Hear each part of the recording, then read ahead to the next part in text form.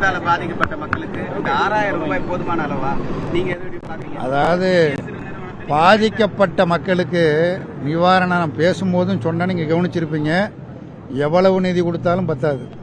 ஏன்னா ஒரு ஆறுதல் தான் அது. ஒரு 6000 என்பது ஒரு ஆறுதலாக இருக்க முடியுமே தவிர எவ்வளவு நிதி கொடுத்தாலும் பத்தாது. இப்போ ஒரு வீட்டில் பிரிட்ஜ் இருக்குது, அது வீணாக போயிட்டுது, 6000 ரூபாயில் அது புது பிரிட்ஜ் வாங்க முடியுமா? வாங்க முடியாது. ஒரு ஆறுதல் தொகையாக 6000 ரூபாயை மாநில அரசாங்கம் அறிவித்திருக்குது. சென்ற காலத்தில் கொடுக்கப்பட்ட தொகையை விட இந்த தொகை என்பது அதிகம். அது ஒன்று தான் ஆறுதல். அதான் ஆறுதலாக எடுத்துக்கொள்ள முடியுமே தவிர எவ்வளவு கொடுத்தாலும் பத்தாது. அதாவதுங்க, இந்த அரசாங்கத்தால் கொடுக்க முடிஞ்ச நிதியை கொடுத்துருக்குறாங்க. ஒன்றிய அரசாங்கம் இது வரைக்கும் ஒத்த பைசா கூட கொடுக்கல. அவங்க நிதி கொடுக்கணும். அவங்க தாராளமாக நிதியை கொடுத்து இன்னும் இவ்வளவு அதிகமாக கொடுங்கன்னு அவங்க சொல்லணும். கொடுக்க தயாரா இல்லையே? எந்த 8000 கோடி? எந்த பண்டு? ஒன்றிய அரசாங்கம் என்ன பணம் கொடுத்திருக்கு இது வரைக்கும்? என்ன இதுக்கு பணம் என்ன கொடுத்திருக்காங்க? ஒத்த பைசா கொடுக்கல நான் சொல்றேன். அவங்க யார் இதை சொல்றதுக்கு? அதாவது ஒன்றிய அரசாங்கம் இந்த ஏற்பட்ட இந்த வடகிழக்கு பருவமழையின் காரணம் ஏற்பட்ட பாதிப்பிற்கு தமிழ்நாடு சர்க்கார் 21,000 கோடிக்கு மேல நிதி கேட்டிருக்கிறாங்க.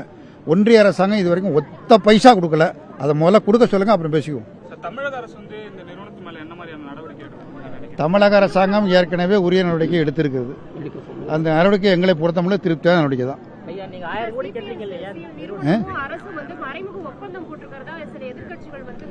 எதிர்கட்சி சொல்றதை பத்தி எனக்கு கவலை இல்லை. எதிர்கட்சினா எதிராக தான் பேசுவாங்க, அதான அவங்க வேலை.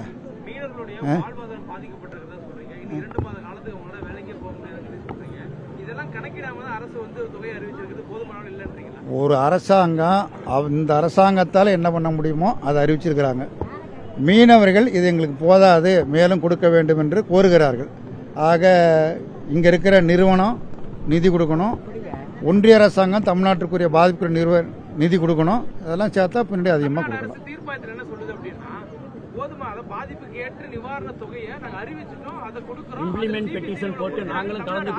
நாங்க அங்க என்ன சொல்லணுமோ அதை சொல்லுவோம். தீர்ப்பாயத்தில் நாங்க என்ன சொல்லணுமோ அதை சொல்லுவோம்.